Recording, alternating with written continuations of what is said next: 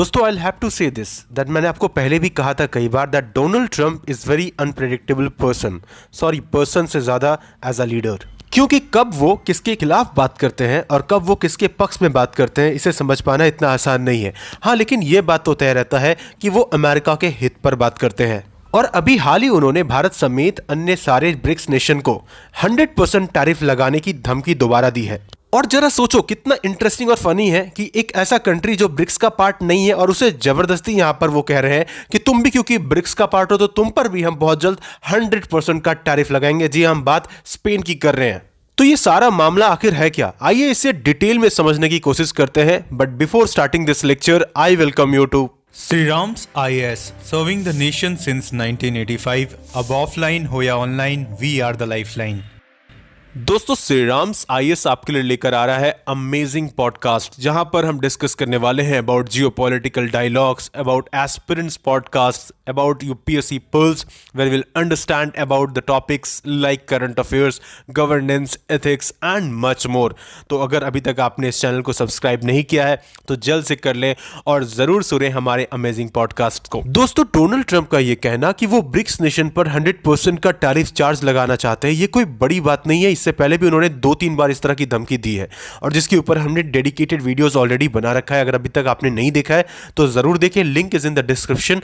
और इसके साथ जरा देखो, बात समझो, ये जो कुछ भी उन्होंने कहा है इसका पूरा कंटेक्स्ट है, इसे हमें समझना काफी जरूरी है। और इसके साथ ये धमकी इसलिए अब ज्यादा खतरनाक हो जाता है क्योंकि अब वो हमें एज अ प्रेसिडेंट दिख रहे हैं और कभी भी वो इस तरह के डिसीजंस ले सकते हैं। देखो, पिछले साल रशिया के कजान शहर में 22 अक्टूबर से लेकर 24 अक्टूबर तक चला था ब्रिक्स समिट, जहां पर हमने देखा इंडिया, चाइना, रशिया समेत ये कंट्रीज ने डिस्कशन किया अबाउट ब्रिक्स करेंसी, जिसका मोटिव था कि कैसे भी करके हम डॉलर की हेजिमनी को काउंटर करें। और ये सब करने के पीछे रीजन भी है। देखो, रशिया खास करके पुतिन ने जो कुछ भी फेस किया पिछले करीब 3 साल से, क्योंकि रशिया यूक्रेन वॉर को 3 साल से ज्यादा हो चुका है और रशिया पर है कई सारे सैंक्शंस, और जिसकी वजह से उनकी इकोनॉमी काफी ज्यादा सफर कर रही है। उन्हें स्विफ्ट पेमेंट सिस्टम से भी निकाल दिया गया एंड जिसका एक बड़ा प्रॉब्लम हो रहा था कि वो ट्रांजैक्शंस को कैसे करें। एंड इसीलिए उन्होंने ये सामने एक आप कह सकते हो कि ऑल्टरनेटिव रखा है। अब देखो, ब्रिक्स ना काफी तेजी से एक्सपैंड भी कर रहा है, खास करके ग्लोबल साउथ, क्योंकि हमने देखा है ये डिस्पैरिटीज। क्योंकि IMF या वर्ल्ड बैंक की जब हम बात करते हैं तो यहां पर अक्सर देखते हैं कि किस तरीके से यहां पर सब कुछ in respect to global north यहां पर बात किया जाता है, उनके इंटरेस्ट के हिसाब से ये सारी चीजें चलती हैं। लेकिन जो वॉइस है ग्लोबल साउथ का वो दब रहा है।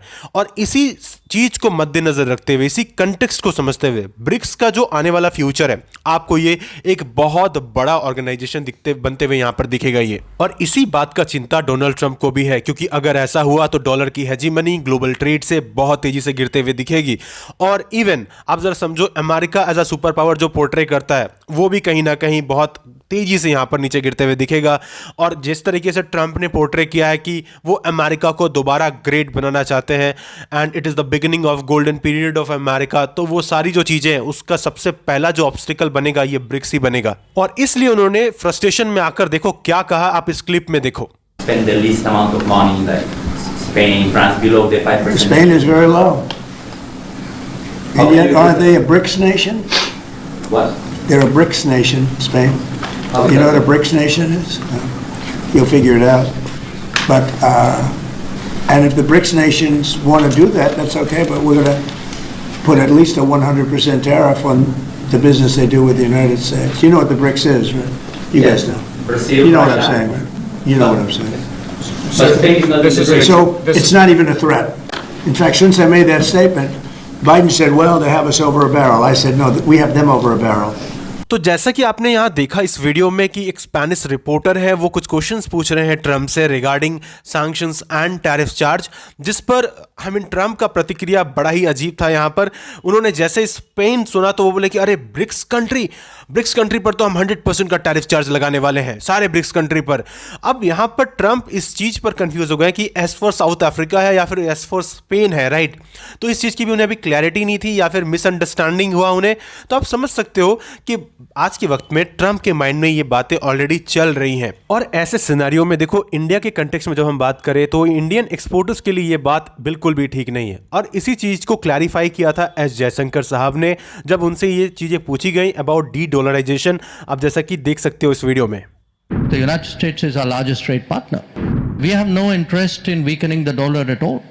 Where the BRICS remark was concerned, I think, I'm not exactly sure what was the trigger for it, but we've always said that, look, India has never been for de-dollarization.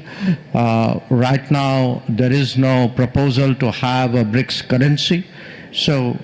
तो देखो, India के respect में जब हम बात करते हैं तो हमारा यहाँ पर स्टैंड क्लियर है कि हम एज सच डी डॉलराइजेशन को यहाँ पर सपोर्ट डायरेक्टली नहीं कर रहे। हम यहाँ पर ये नहीं कह रहे कि हम ब्रिक्स का पार्ट है, इसका मतलब हम डॉलर की हेजिमनी के खिलाफ जाकर काम कर रहे हैं। और यही कंटेक्स्ट यहाँ पर बताया गया है जयशंकर साहब के द्वारा कि देखो, हम यहाँ पर डॉलर को कैसे भी करके चोट नहीं पहुँचाना चाहते हैं, बल्कि यूएसए हमारा एक काफ़ी इंपॉर्टेंट ट्रेडिंग पार्टनर है और हम यहाँ पर किसी भी तरह जाकर उनके खिलाफ काम नहीं कर रहे हैं। तो देखो, इन फ्यूचर ये देखना काफ़ी इंटरेस्टिंग होगा कि इंडिया किस तरीके से अपने डिप्लोमेटिक स्टैंसेस को बैलेंस करेगा।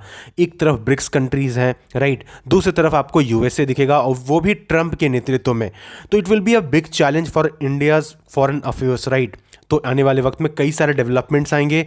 वैसे आपका क्या मानना है, इंडिया को किस हिसाब से यहाँ पर काम करना चाहिए? Do let me know in the comment section. And for more these type of videos do subscribe to Shriram's IAS channel अगर अभी तक आपने नहीं किया है। And at last, may God bless you all.